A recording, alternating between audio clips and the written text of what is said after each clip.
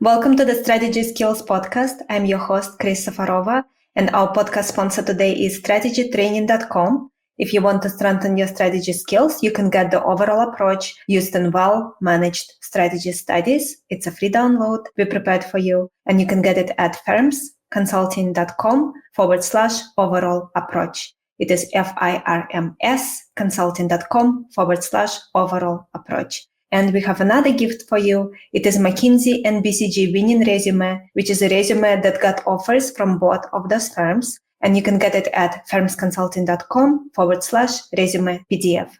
And today we have with us Robert Barnett, who co-founded the Modern Classrooms Project.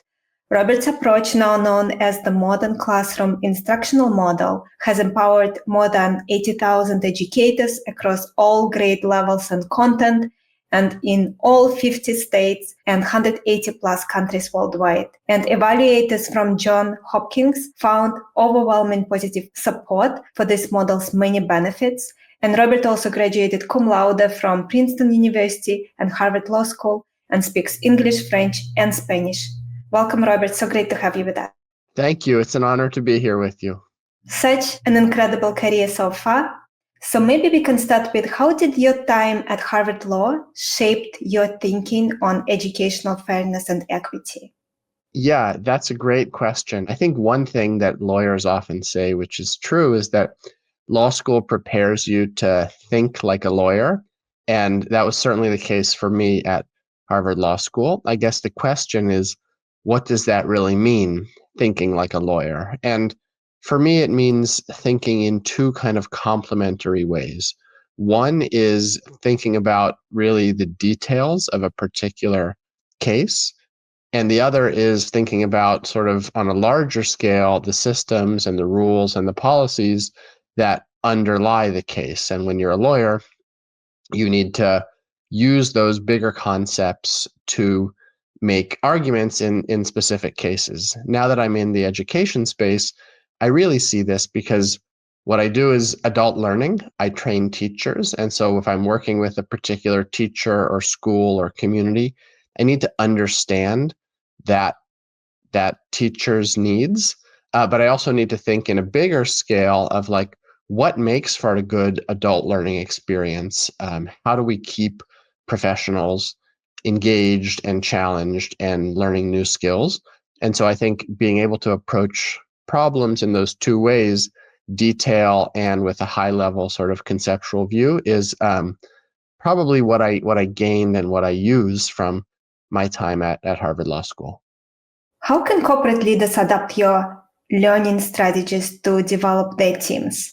So I would love for our discussion to be around the insights, all the insights that you learned, some of the insights that you want to share with us today, and how corporate leaders listening to us right now can adapt it so that they can have more high-performing teams.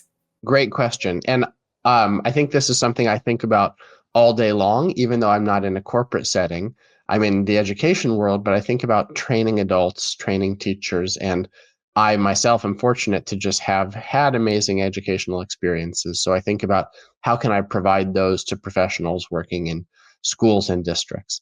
I think that a lot of us, whether in our K-12 careers or in our professional careers, have probably had a lot of training or professional development that is not great. There's a lot of time spent sitting and listening and trying to pay attention, even though the topic is, as interesting as the topic can be. If you're sitting and just trying to listen, chances are you're not learning that much. I saw this a lot when I was a teacher, because, students are not as good as professionals at sort of hiding their boredom and disengagement. So if you're in a classroom, students will tell you and show you they're disengaged. You have to figure out a better way to engage people. And usually standing and talking louder or saying something different is not the way to do that. If you want someone to learn something, you really have to keep them appropriately challenged. You have to give them something worth their time to do. And then you have to give them the individualized supports that they need. If you think that a particular training is going to be equally applicable to 10, 20, 100 people in your company, you're probably wrong, because some people are already going to understand this. They don't need, the basics. They need an advanced training. Some people, is maybe totally new and they're going to be overwhelmed. I think what I do in my work is try to figure out, how do we create learning experiences that meet every person's needs, given that people's needs are different? How do we create learning experiences where everyone's going to be appropriately challenged, appropriately supported, and engaged throughout the time that they have for learning? How would you categorize learners? So if you had to break them down into main categories and their most important needs based on category. Yeah, I mean, I think it's hard to classify just learners in general, because people are people and people have, you know, diversity within themselves.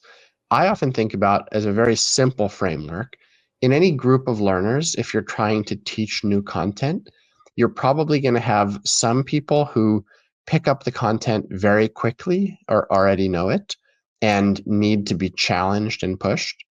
You're probably going to have people who either learn new things more slowly or have some gaps in what they previously understand. They need more support. And you're probably going to have some learners who aren't there at all, right? People miss out on things all the time for various reasons. And so, as an instructor, you need to think, how am I creating an experience that is challenging for advanced learners, supportive for learners who have gaps, and accessible to learners who aren't there at all? And I think it doesn't take much to realize that if your approach is standing up at the whiteboard and giving a presentation, you're probably not going to meet any of those learners' needs. If you're teaching to the middle, your advanced students will be bored. Your students who are behind will be lost. Your students who aren't there, or your learners who aren't there, are going to miss out altogether. So the approach that we use in our professional learning, and that we recommend that teachers use as well, is to break that down in the following way. First, instead of standing at the board sort of delivering instruction, to digitize direct instruction, meaning create short, concise, focused instructional videos that convey the content that you want to get across. I'm not talking about a 1 hour webinar that people need to sit and watch. I'm talking about 5-10 minutes, a really concise video that gets the main points and engages the learners throughout. After learners encounter the content through the video, you need to give them something to do, and ideally something they do together. So if you've taught them something new, learners should find a partner and apply what they've learned. That helps keep them engaged, right? And it means that they're doing the thinking, not just sitting and listening. Finally, once you have that digital direct instruction, once learners have worked together to apply the direct instruction, there needs to be some sort of demonstration of mastery before learners advance. Your whole goal in teaching people, whether they're students or professionals in your company, is to make sure people understand things. And so you should test that.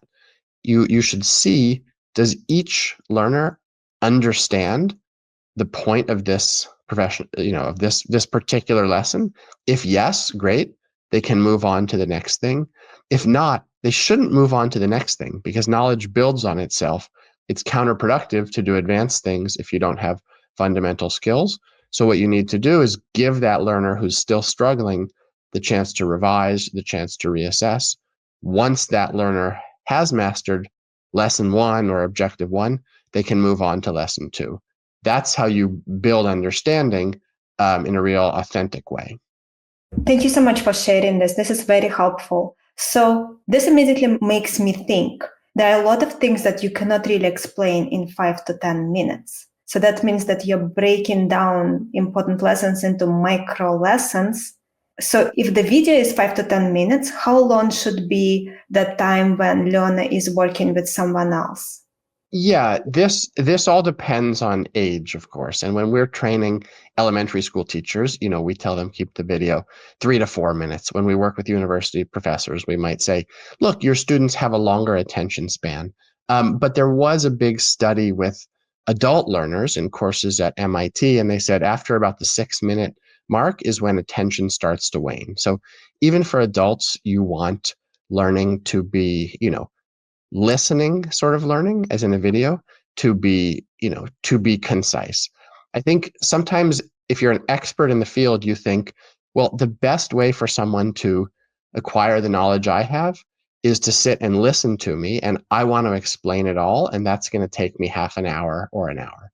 That's not the only way for people to acquire knowledge, right? The video that you give could be enough to sort of introduce things, but then you might have people read, you might have them role play, you might have them do a simulation or work out a problem together.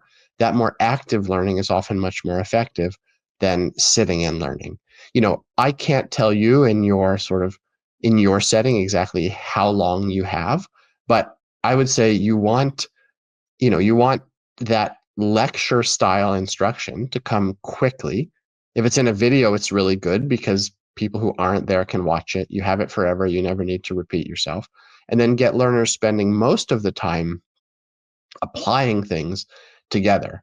When we do professional development for educators, they appreciate the opportunity to connect with one another and learn from one another. And that's what makes the time that their employer has invested in professional development worthwhile.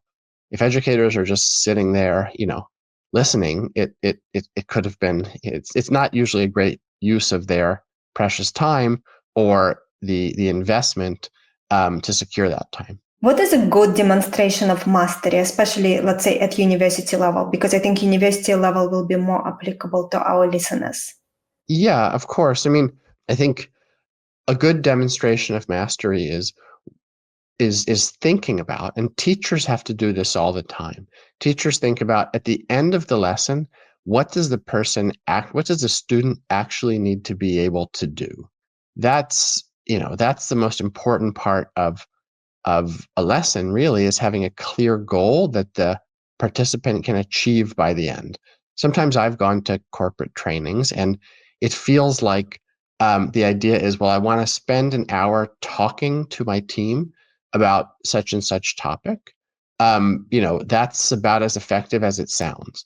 The presenter, the educator, the leader should have a clear objective as to what will people walk away knowing how to do, and then some way of measuring that. And this could be anything. If you have a new piece of software that you're using, here's a good example. You have a new piece of software that you want people to use. If you bring them into a room and have them sit for an hour watching a demonstration of the software being used, there's no guarantee whatsoever that the people, that your employees will actually know how to use this software. If instead you said, here's a 3-minute video that explains the software, here's the documentation for the software, and in order to complete this training, you need to perform X, Y, and Z action with the software.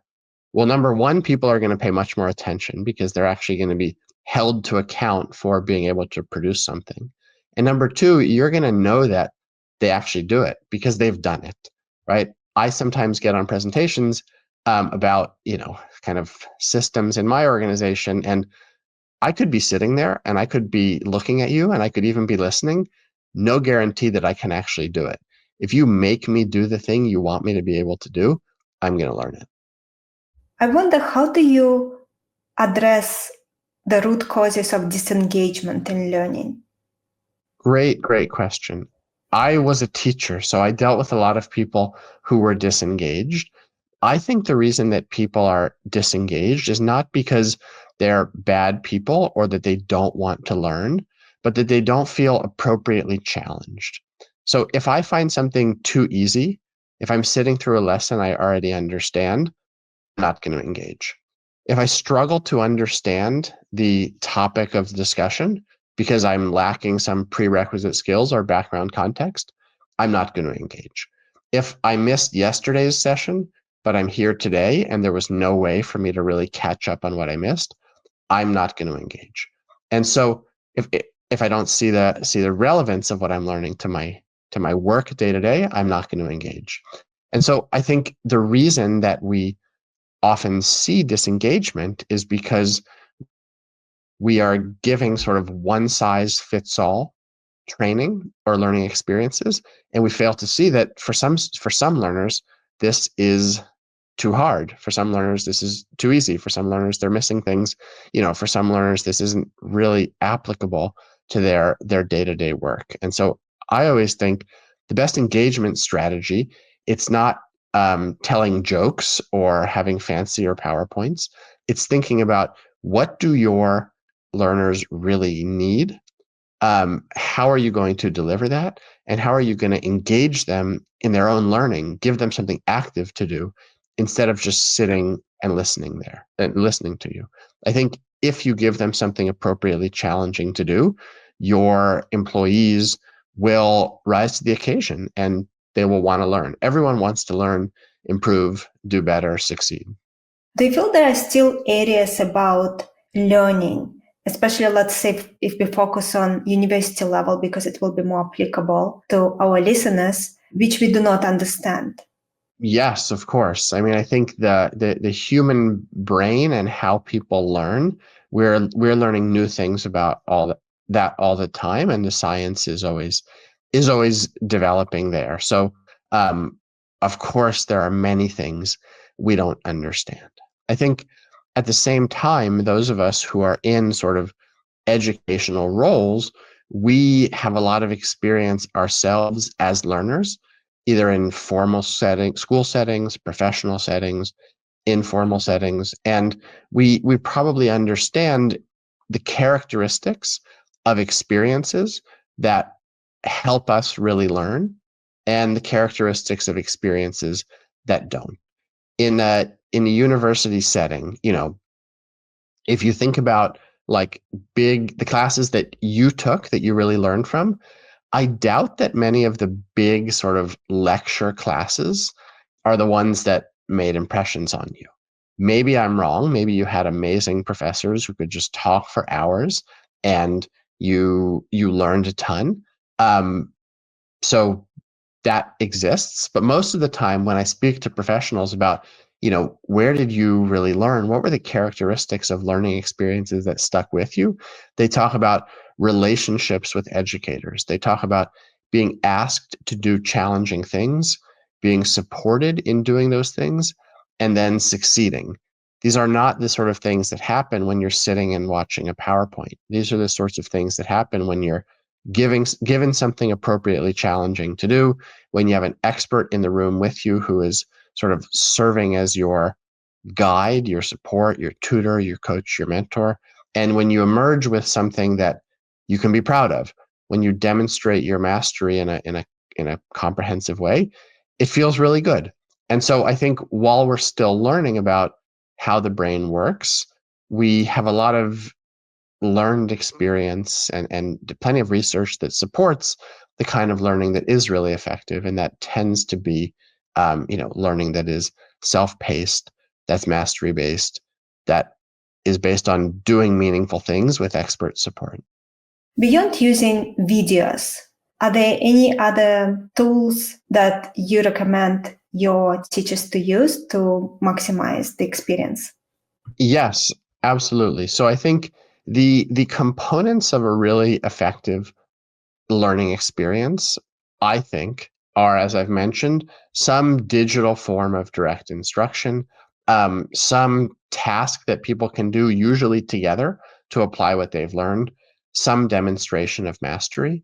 And this is more complex than just standing and delivering a presentation. So you also need some way to kind of organize all of this. And so when we work with educators, we talk about having some kind of learning management system where there is a clear path towards learning, and it's clear what people should do to advance their learning. I'm not talking here about an online course platform that's full of these long sort of sit and get courses.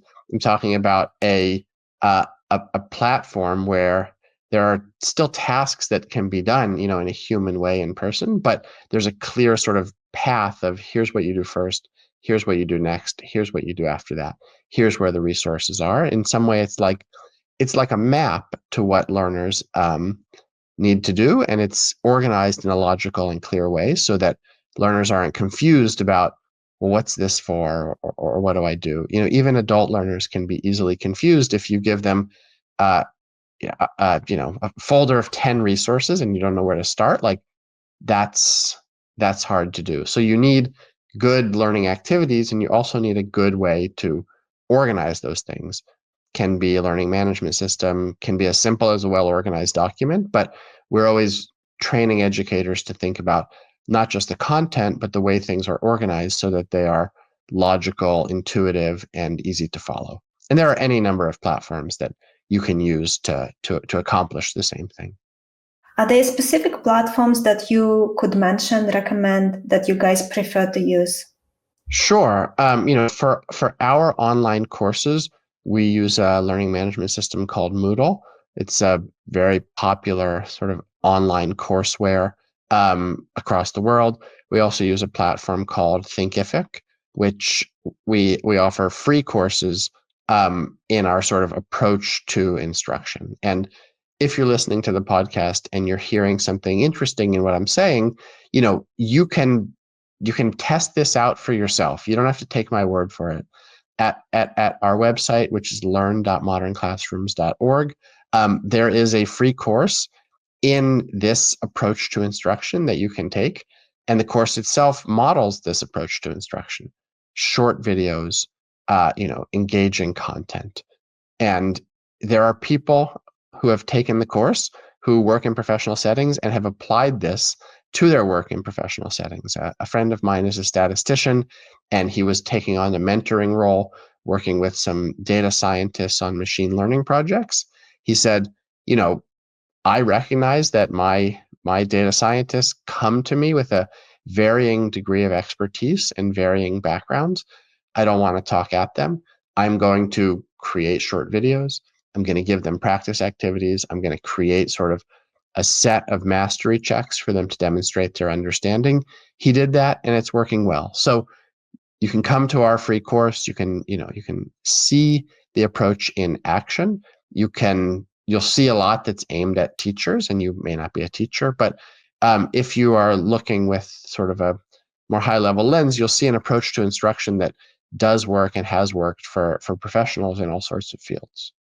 And just to double check, first one was Moodle. Is it Moodle? That's right, yes. Perfect. So imagine someone listening to us right now, they are part of a large organization, and the way learning is taking place in the organization. Yes, they do have some courses where someone comes and teaches for a week, but most of the learning is happening on this huge platform with a lot of courses. And the courses are really long, and so it's difficult for people to stay engaged for a long time. What would be your recommendation how to start implementing your approach given all the resources they already developed? Yeah, great question. So online courses are efficient, and if they're well designed, can be effective ways of delivering instruction. I just recommended that you go to an online course, but I don't think that online courses are ultimately the best form of learning. The approach that we developed here and we trained teachers in was developed in physical classrooms with teachers and students interacting closely every day. And I think that ultimately I would imagine that your and your listeners' experiences would support this. That's the most engaging way to learn, is in rooms with other people. So if you work at an organization and you have, 10 colleagues who all have to do the same online course, I think there's an opportunity there to bring people together to say, let's work through this together. But instead of all just, sitting at our own desks, sitting through this online course, like, let's work on some of these pieces together. Let's try to do some of the mastery demonstrations together. I really would encourage people listening to accept the limitations of this virtual learning and think about how can we bring people together to learn together. And if you think about your own sort of educational experiences, I think you'll probably recognize that when you can be on screen for a little bit, get the bare minimum information you need, work together to solve a problem, and then demonstrate your ability to solve that problem, it's probably a better use of your time than just sitting passively and listening. I think the big issue that people are facing is lack of time.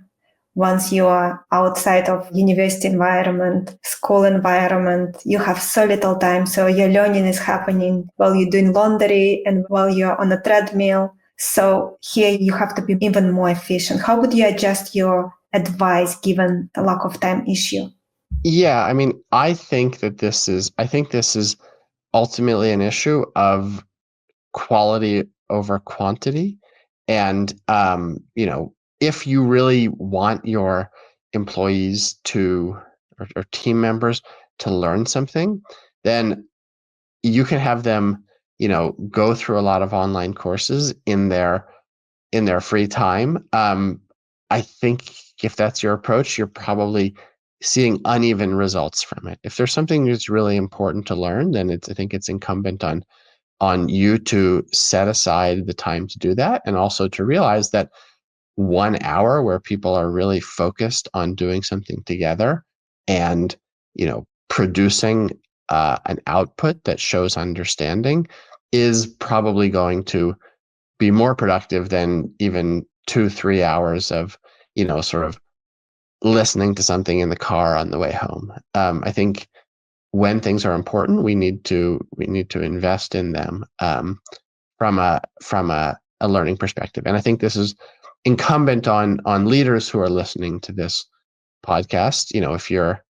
If you're an employee, you may have less control, but we often speak with the leaders of school districts, and they say, well, our teachers, they're not getting what we want them to teach. And we say, are you really setting aside the time for these teachers to learn in a focused way?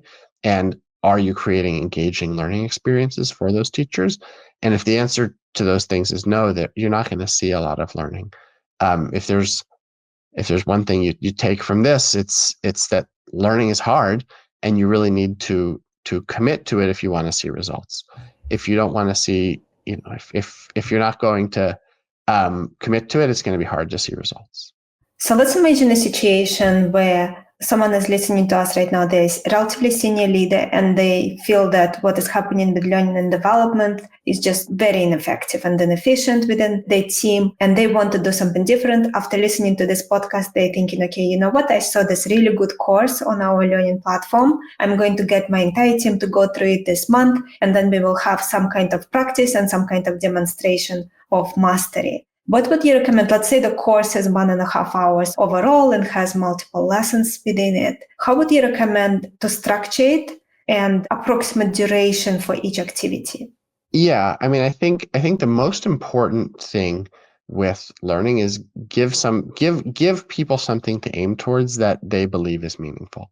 So if I'm in this situation and I have an hour and a half of content that I need people to sort of get through and understand, I'm going to try to think, well, at the end of the month, like, let's have an activity, let's have a get together where there's going to be some sort of like challenge or activity, or a competition always makes it fun.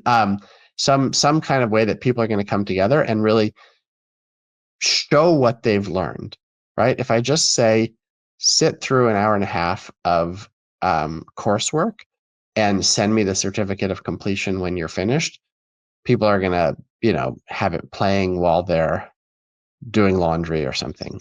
They're not going to take it really seriously. If you say, at the end of this month, we're going to get together and, here's the task that each person here is going to need to do to demonstrate mastery.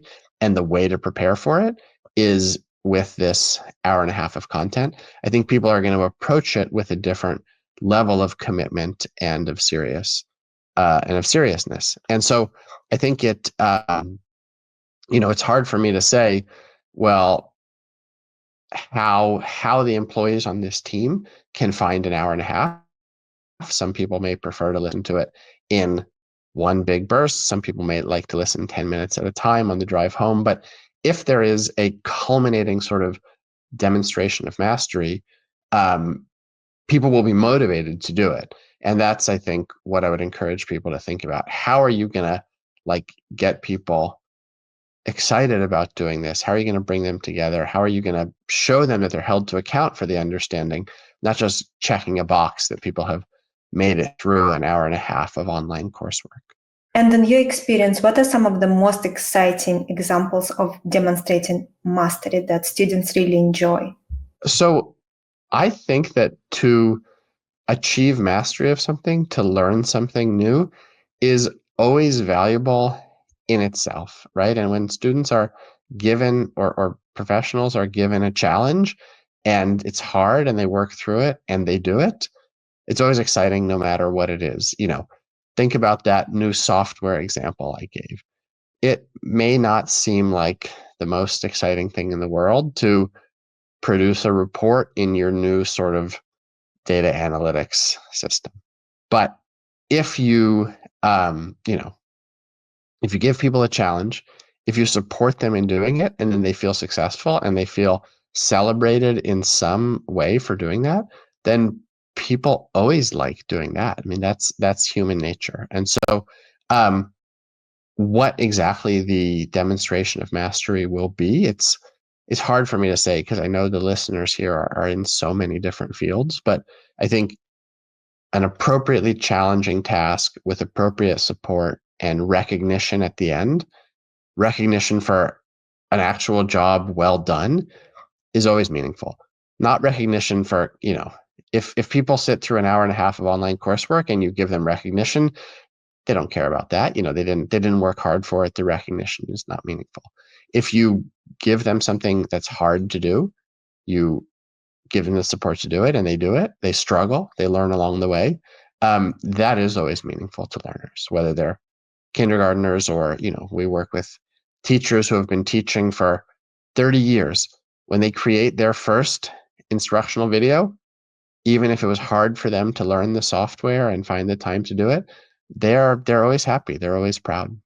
And at the university level, what is your favorite example that you can remember of demonstrating mastery where students really got excited about it, if you can recall? Yeah, sure. I mean, I took a computer science course, a very sort of introductory computer science course, and I'm giving this from my experience as a student, but I think that it sticks with me, and I think those people in leadership roles who are thinking about how to engage their employees would do well to think about what engaged you as a student.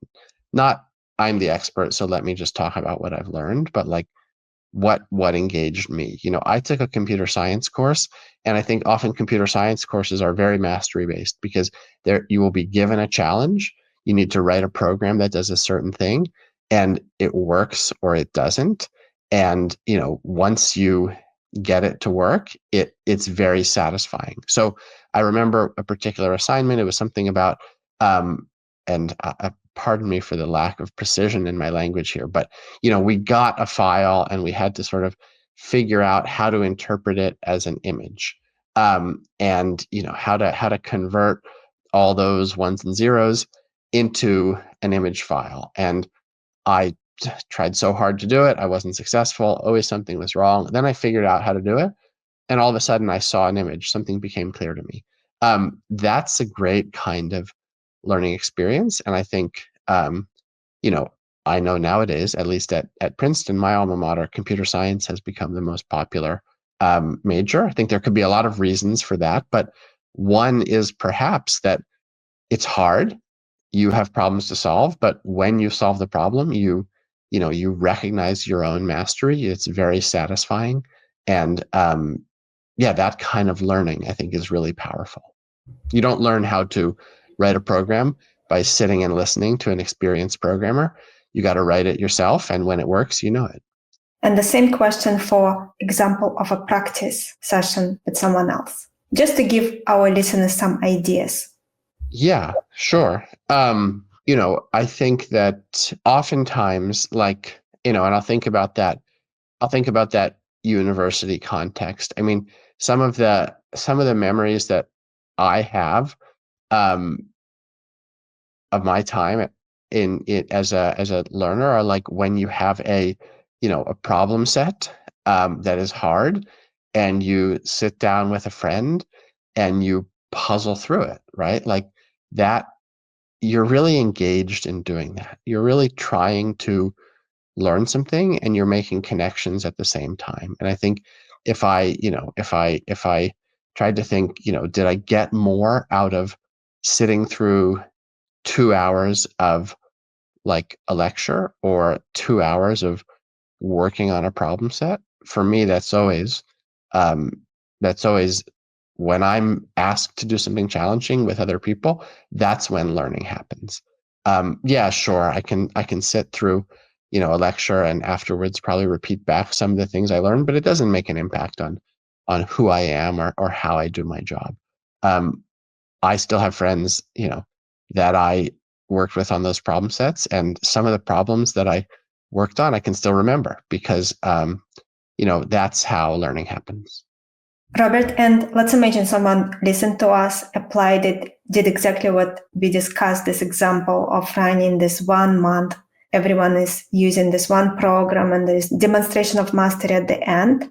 How would you recommend that leader measures success of that initiative? I think measuring success of something is so important and often, at least in my experience in the corporate world, very difficult to do.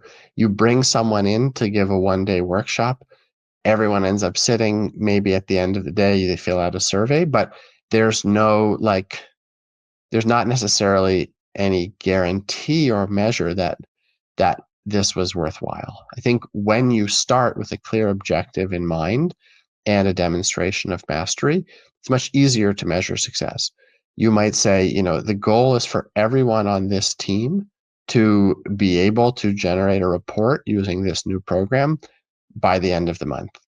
And it's pretty clear whether that happened or not when you have asked every person to do it and they've either done it or not. Some people have succeeded. Great. Go on to the next thing. Maybe at the end of the month, some people, they can't do it and that's fine. They just need a little bit more support. But when you start with a really clear goal and you force people to demonstrate whether they have met that goal, it's much easier to measure success. And force people to demonstrate mastery is a strong word. You could also just think about like you support people towards reaching that mastery, because at the end of the day, that's the goal.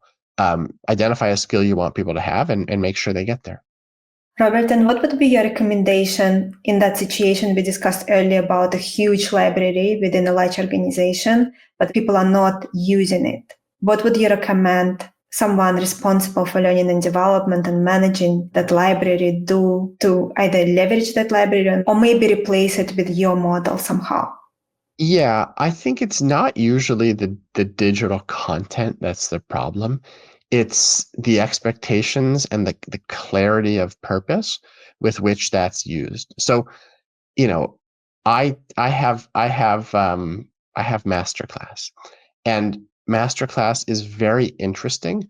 There's so many interesting classes on it, but usually I don't really go on there and listen to it because I'm a busy person. I have lots of things to do, and so it just sort of sits there. And to be honest, I don't get my value out of that. If I had a team and I wanted everyone to take a particular masterclass, what I would need to do is have a clear reason why people should take this particular masterclass, and then some expectation of performance after taking it that would motivate people to do it. We like having challenges and working towards those. People train for marathons, people train for triathlons, right? We need to focus on, set goals and work towards them. And if you just say, here's a bunch of content, use it, that doesn't seem likely to inspire people. If you say, here's our focus, we're going to all work together on this one course, here's why, and here's what I expect you to do at the end, I think that's going to be much more sort of productive given the way that people's minds operate than here's a bunch of classes, take a couple of these when you have a chance. Really, you're going to get out of your professional learning program what you invest in it in terms of time. Thank you, Robert. I want to wrap up with one or two questions that I love to ask when there's time left. I will start with my most favorite question, most beloved question. Over the last few years, what were maybe 2, 3 aha moments, realizations that really changed the way you look at life or the way you look at business? Sure. That's pretty easy for me because at least in the last 4 years, I've become a parent twice.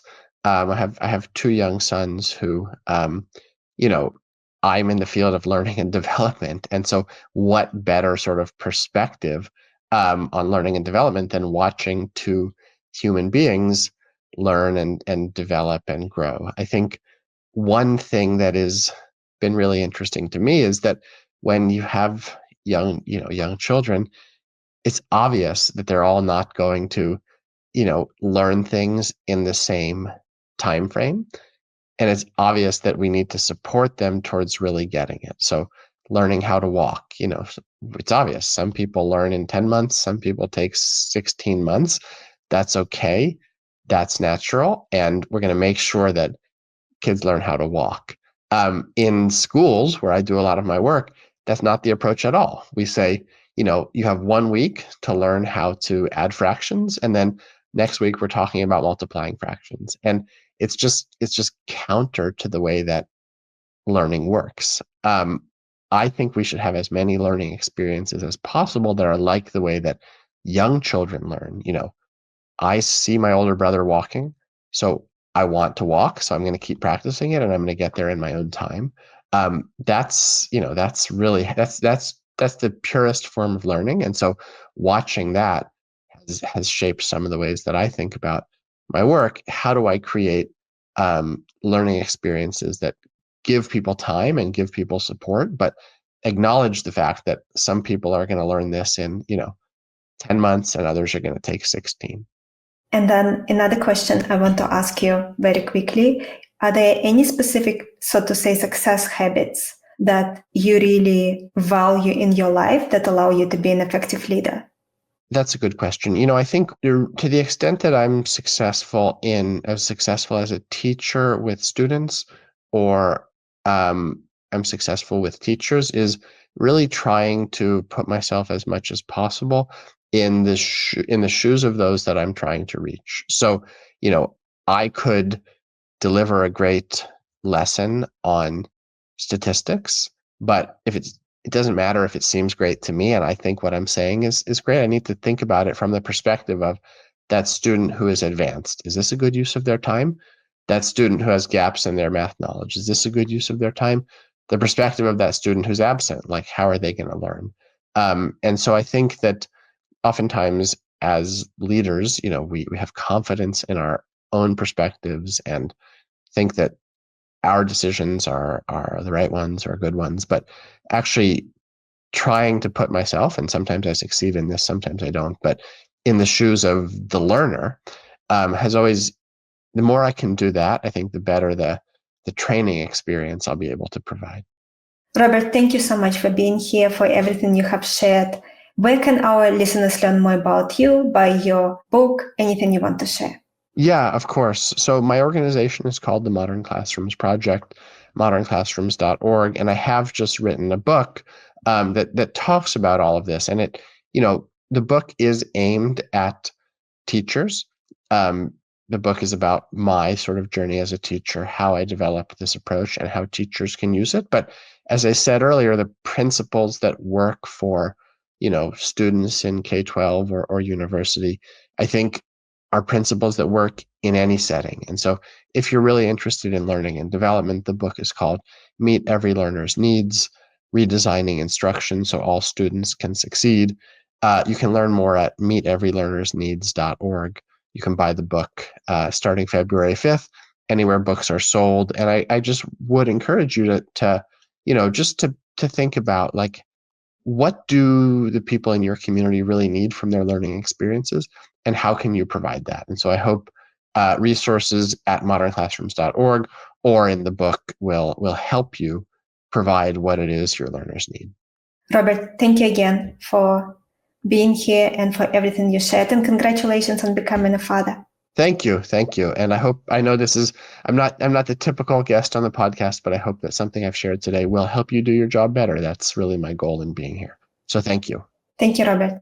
Our guest today again has been Robert Barnett, and our podcast sponsor today is strategytraining.com. If you want to strengthen your strategy skills, you can get the overall approach used in well-managed strategy studies. It's a free download, and you can get it at firmsconsulting.com/overall approach. And you can also get McKinsey and BCG winning resume, which is a free download, and you can get it at firmsconsulting.com/resume PDF. Thank you everyone for tuning in, and I'm looking forward to connect with you all next time.